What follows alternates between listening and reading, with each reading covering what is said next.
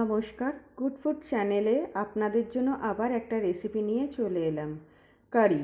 এটা নর্থ ইন্ডিয়ার জনপ্রিয় একটা ডিশ, খেতে কিন্তু খুব সুস্বাদু।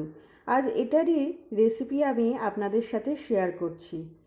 প্রথমে ছোলার ডাল আমি ওভারনাইট ভিজিয়ে রেখেছিলাম, তারপর ভালো করে ধুয়ে নিয়ে পেস্ট করে নিয়েছি। এবার এই বেটে নেওয়া ডালের মধ্যে পরিমাণ মতো নুন, হলুদ গুঁড়ো, লঙ্কা গুঁড়ো, হিং মিশিয়ে ভালোভাবে ফেটিয়ে নিতে হবে, যাতে ডালটা একদম হালকা হয়ে যায়। এবার কড়াতে রিফাইন অয়েল দিয়ে ডালের বড়া বা পকোড়াগুলো ভালোভাবে লাল লাল করে ভেজে নিতে হবে।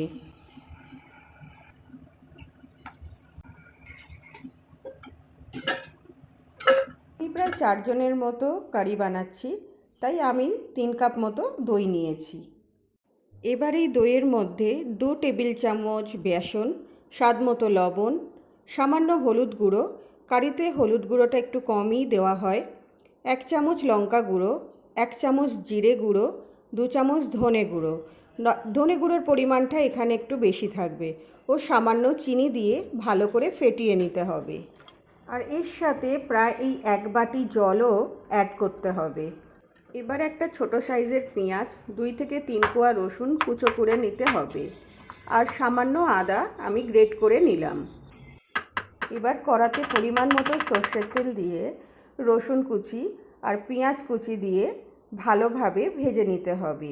পেঁয়াজ আর রসুন ভাজা ভাজা হয়ে এলে এবার গ্রেট করে রাখা আদা দিয়ে দিলাম। এবার দইয়ের মিশ্রণটা ঢেলে দিতে হবে।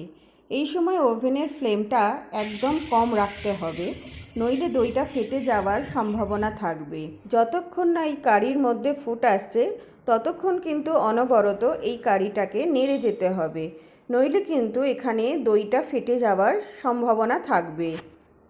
আমি এখানে একটু ঘন দই অ্যাড করলাম, কারণ এই দইটা যখন দেওয়া হবে ফুটন্ত গ্রেভির মধ্যে তখন এই দইটা একটা সলিড ফর্ম নিয়ে বেশ একটা ক্রিমি টেক্সচার আনবে। এটা মুখে পড়লে খুব সুন্দর খেতে লাগে। এই কারি কিন্তু বেশ অনেকক্ষণ ধরে ফোটাতে হয়, তবে কিন্তু কারির টেস্ট খুব ভালো আসবে। যত ফুটবে তত এই কারির চারপাশে একটা মালাইয়ের স্তর জমা হবে।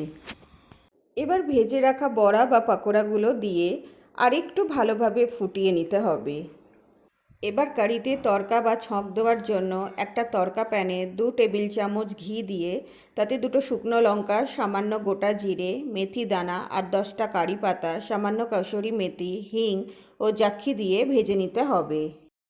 জাখিয়া হলো উত্তরাখণ্ডের একটা স্পেশাল স্পাইসেস, যেটাকে ইংরাজিতে ওয়াইল্ড মাস্টারও বলা হয়। এটা শুধুমাত্র পাহাড়েই পাওয়া যায়। আমি যেহেতু পাহাড়ি স্টাইল কারি বানাচ্ছি তাই আমি ইউজ করলাম, আপনারা চাইলে স্কিপ করতে পারেন। এবার গ্যাসের ফ্লেম বন্ধ করে 1 চামচ কাশ্মীরি লঙ্কা গুঁড়ো মিশিয়ে এই তড়কাটা কারির মধ্যে ঢেলে দিতে হবে। ছোঁক দেওয়ার পরই এটাকে ভালোভাবে ঢেকে দিলেই কারি একদম রেডি। এই কারি আলু ফ্রাই বা পাঁপড়ের সাথে খেতে খুব ভালো লাগবে। আপনারা এই রেসিপি ট্রাই করবেন এবং জানাবেন আপনাদের এই পাহাড়ি স্টাইল কারি কেমন লাগলো।